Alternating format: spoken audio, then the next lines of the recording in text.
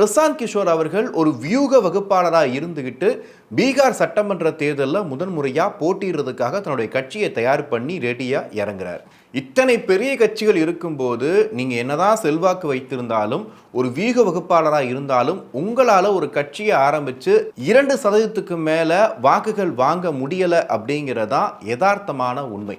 இதே விஷயம்தான் விஜய்க்கு தமிழ்நாட்டில் நடக்கும் அப்படின்னு சிலர் சொல்லிட்டு இருக்காங்க.